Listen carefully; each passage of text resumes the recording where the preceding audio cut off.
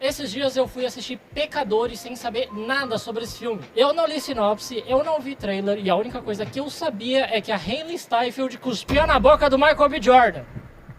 Mas não foi por causa disso que eu assisti, não. E no começo eu tava achando que era um drama histórico dos anos 30 no sul dos Estados Unidos. Uma época muito difícil, caracterizada por pobreza, segregação racial, a KKK, o surgimento do blues. Nos primeiros 40 minutos, estava sendo um ótimo drama histórico. Até que, do absoluto nada, aparece um vampiro no sol escaldante do Mississippi. Tipo o Edward vindo pro Rio de Janeiro. Eu levei um puta susto, eu não sabia que era um filme de vampiro. Demora uns 40 minutos pra aparecer o vampiro. Mas a minha reclamação é que os vampiros desse filme são muito patéticos. Os vampiros do Crepúsculo dão muito mais medo que esses caras aí. E aí eu fiquei meio dividido, porque por um lado eu gostei muito do filme, tirando toda a parte que envolve vampiro. Mas vamos com calma e analisar isso tudo agora. A história se passa em 1932 em Clarksdale, no Mississippi, ou o berço do blues. E nessa época o país passava pela Grande Depressão, como se a depressão normal já não fosse ruim o suficiente. Em algum momento da história teve a grande também. Acompanhamos a história do Samuel, ou Sammy para os mais íntimos. Ele é filho do pastor e sonha em ser músico, contrariando as expectativas do pai, que quer que ele também seja pastor. E para piorar, o Sammy quer tocar blues, que na época era considerado música do demônio. E tudo que é muito diferente da sua época já foi considerado do demônio. O blues, o rock, tatuagem, piercing e agora labubus.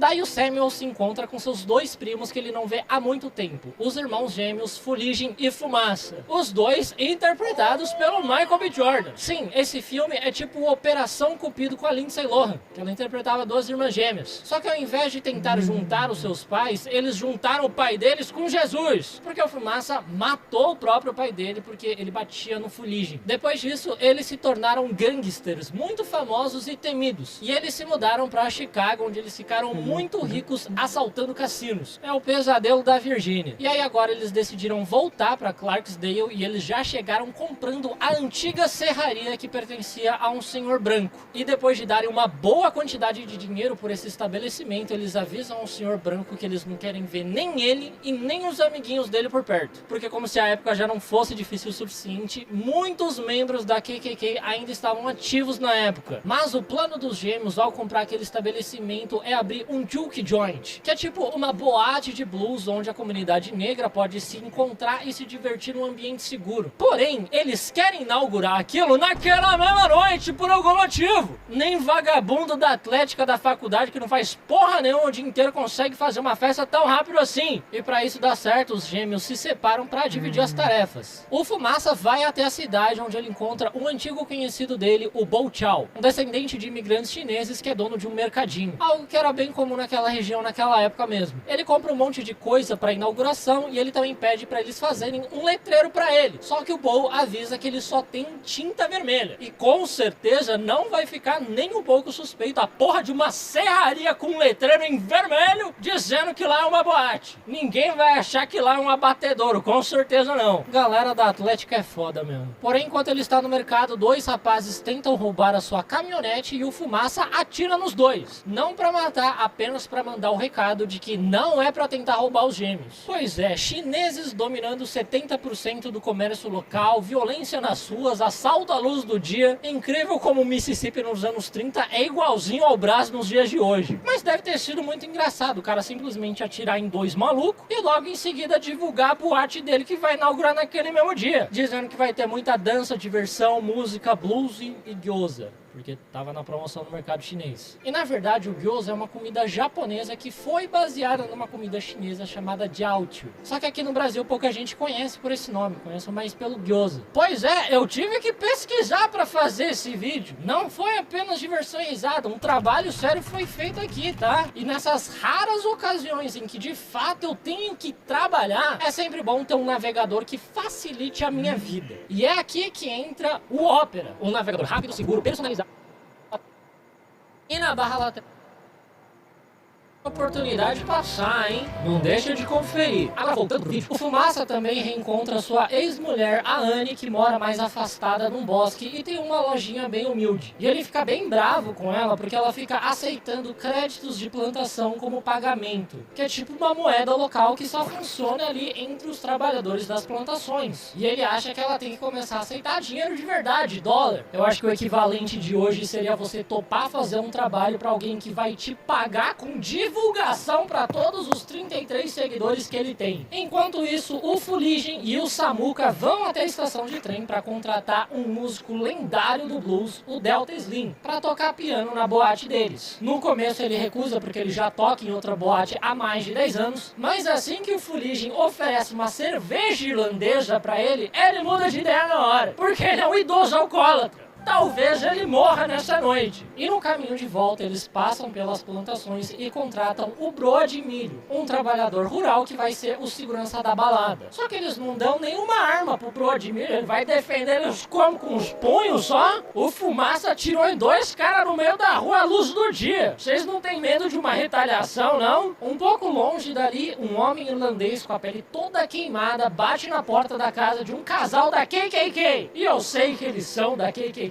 porque a roupinha branca deles está logo ali na entrada. Eles nem escondem, tá ali na frente pra todo mundo ver. Como se fosse um pôster da Sabrina Carpenter no quarto de um adolescente LGBT. Pelo visto, na época eles nem escondiam tanto assim que eles eram da KKK. Mas esse homem todo ferido pede ajuda daquele casal da KKK porque ele diz que a tribo dos Choctaw tá tentando matar ele. E um fato curioso é que a tribo dos Choctaw tem uma relação bem amistosa com os irlandeses. Não tem porque eles estarem querendo matar ele. O casal decide abrigar esse homem porque ele oferece dinheiro pra ele, na verdade como se a KKK precisasse de incentivo monetário pra odiar outro grupo étnico. E mais tarde os Choctaw passam por ali e perguntam se eles não viram um homem suspeito e ainda alertam que ele é bastante perigoso. Mas a mulher da KKK diz que ela não viu nada. Só que quando ela se vira pra avisar ao irlandês que os nativos já foram embora, ela se depara com ele com a boca toda ensanguentada e no chão está o seu marido morto também, banhado de sangue. E foi aqui que eu levei um puta susto, porque eu não sabia que era um filme de vampiro. E deve ter sido exatamente assim que a lerda da Bella Swan se sentiu ao levar uma eternidade pra descobrir que ela tava num filme de vampiro. O maluco pálido igual uma parede. Ela, nossa, que será que ele é? Agora eu sei como é ser um idiota igual ela. É foda que como se já não bastasse a Grande Depressão, a KKK, os caras da Atlética, agora tem vampiro. E vampiro da KKK. Um monte de bissexual só veio ver o filme por causa da cena quente entre o Michael B. Jordan e a Hailee Steinfeld. Eles não estavam preparados para sofrer tanto. Anoitece, o nosso Clube do Blues abre as portas para as dezenas de convidados que vêm chegando aos poucos. E 2 convidadas muito especiais agitam a noite. A primeira delas, chamada Perline, é uma moça que o Samuel conheceu na estação de trem. Ela é uma mulher casada e mesmo assim ele convidou ela e ficou flertando com ela a noite inteira. Não só isso, né? Como ele também lambeu a xuxota dela. E é impressionante como o cara do violão sempre é um comedor de casada em qualquer época da história. Agora entendo porque falam que é do demônio, esse instrumento amaldiçoado. E a outra convidada, que na verdade não foi convidada, é a Mary, uma mulher branca que é amiga de infância do Fumaça e do Fuligem. E também é a ex do Fuligem. A mãe dela morreu faz 2 dias e ela ficou muito chateada que nenhum dos gêmeos foi no velório. Até porque foi a mãe dela que criou os 2 rapazes. Pois é, a menina namora o cara da Atlética e tá esperando alguma maturidade dele. O maluco tá pagando um alcoólatra com cerveja. Não tem como você esperar nada dele. Logo depois, o nosso querido Samuka se apresenta tocando blues e cantando. E o dom musical dele é tão grande, mas tão grande, que transcende o espaço e o tempo, invocando espíritos de várias épocas e lugares. Desde os seus ancestrais africanos até a porra de um DJ no meio da festa.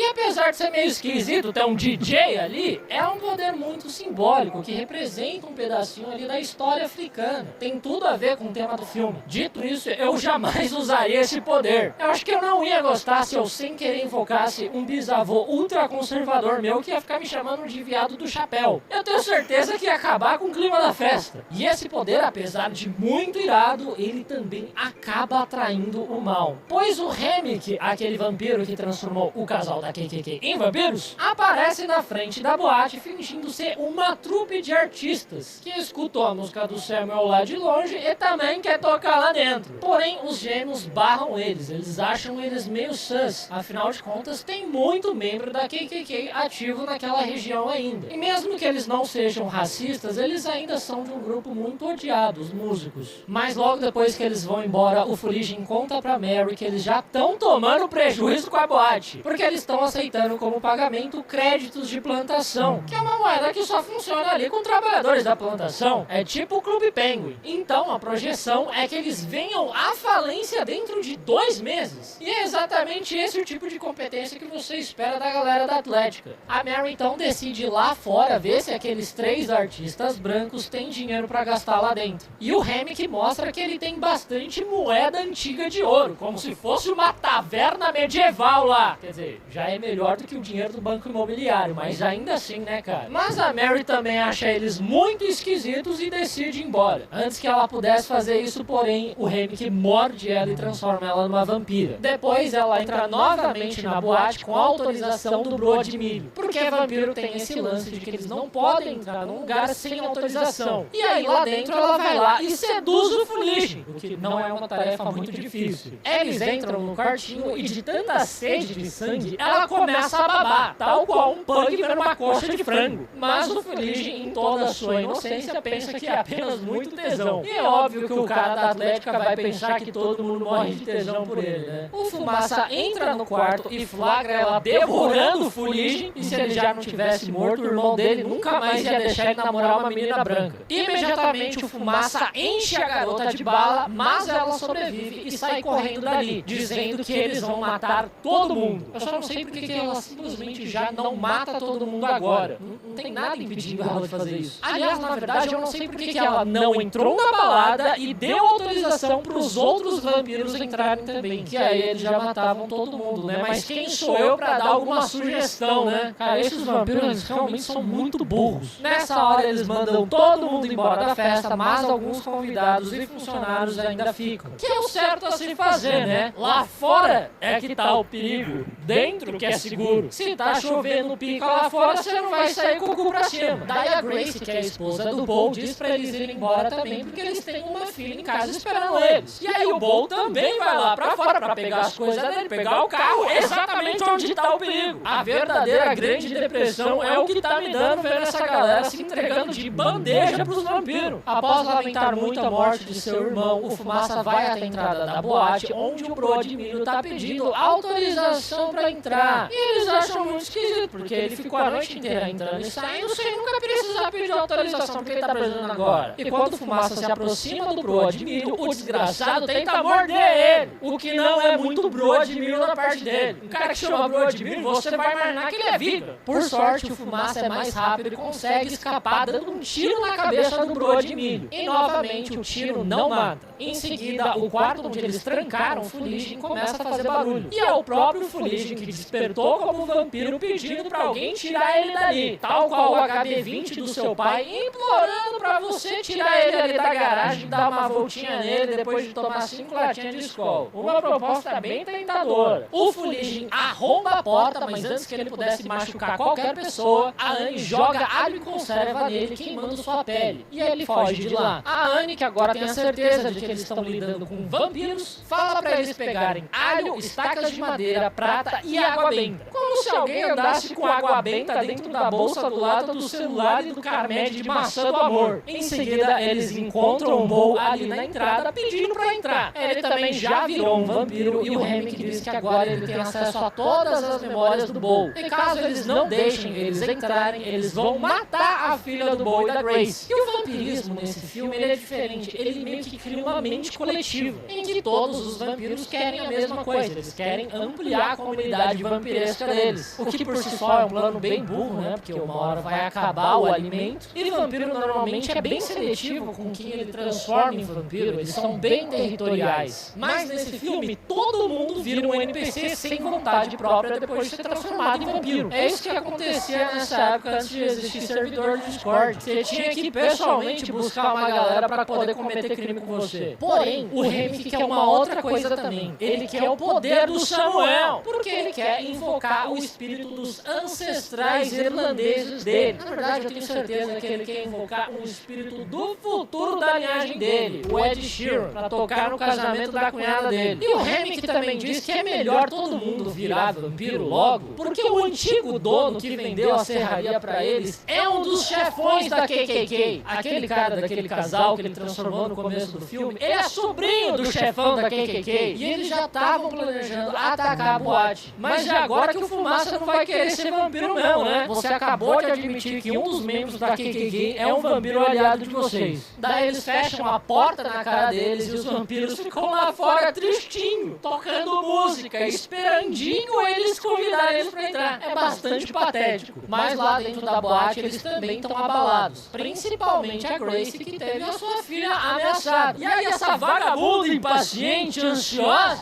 grita pros vampiros entrarem, que ela vai matar todo mundo. A filha da puta nem esperou o Samuel tocar uma musiquinha, invocar um Mike Tyson, um Muhammad Ali, pra ajudar na luta contra os vampiros. Não, deixa o bardo da party fazer o trabalho dele. E aí os vampiros começam a entrar e viram um verdadeiro banho de sangue. Eles conseguem matar alguns vampiros, mas nesse processo a Annie é transformada pelo Fuligem. E o Fumaça vai lá e mata ela como ele havia prometido pra ela. Nisso, o Fuligem e a Mary ficam putos, porque o plano deles era transformar a Annie e o Fumaça em vampiros e todo mundo viver feliz pra sempre sendo vampiro. E realmente eu imagino que é o sonho do cara da Atlética ser jovem pra sempre, né? Não vai ficar esquisito quando ele já tiver com 40, 50 anos e continuar indo pra cervejada e calorada. Daí a burra da Gracie também morre e o Delta Slim também morre porque ele fica pra trás pra ser o sacrifício heróico. Ou ele só não consegue fugir porque ele tá muito alcoolizado, provavelmente isso. A Perline também morre pra proteger o Samuka e eu nunca vi uma lambida na xereca tão boa assim que ela decidiu morrer pra salvar o cara. Nem conhece o maluco direito. E o Fumaça também fica pra trás pra lutar contra o Fuligem enquanto o Samuel escapa de lá. Você tá vendo que tá todo mundo protegendo o Samuel a qualquer custo, né? Isso representa o quanto eles não querem que o Remick invoque o Ed Sheeran. Se você parar pra pensar, o Ed Sheeran é o verdadeiro vilão desse filme. No começo você achava, quem vai ser o grande vilão? Não, é o Ed Sheeran. Daí o Remick pega o Samuel tentando escapar, mas o garoto consegue acertar o violão na cabeça dele. E o instrumento tem uma parte de prata que fica fincada na cabeça do Remick. E pra finalizar o serviço, o Fumaça aparece e atravessa uma estaca de madeira no peito dele. Logo em seguida, os primeiros raios de sol começam a surgir no horizonte e todos os vampiros queimam. Pois é, a Gracie só precisava ter esperado mais uns 5 minutos, que o dia ia começar a amanhecer. A filha dela não ia morrer. Agora espero que ela morra também, só de raiva. Espero que o Ed Sheeran mate ela.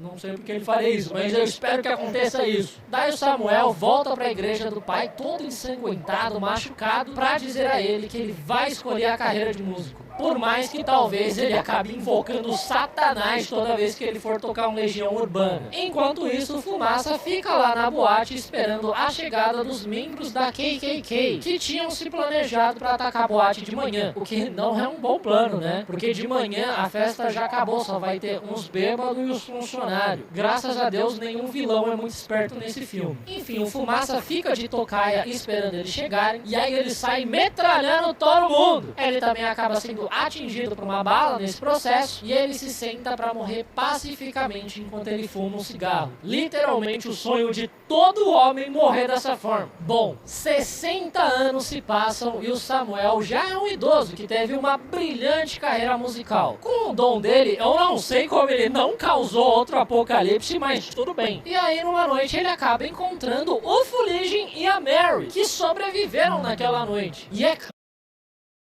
estão vestidos iguaizinhos a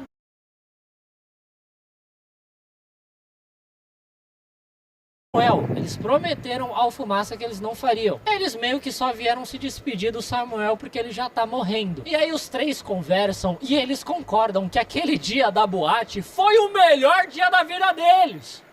Tirando toda a matança. Cara, a memória deles deve estar bem distorcida pra eles acharem que esse foi o melhor dia da vida deles, né? E infelizmente, esse pode ser um dos sintomas de uma depressão. Talvez até uma grande depressão.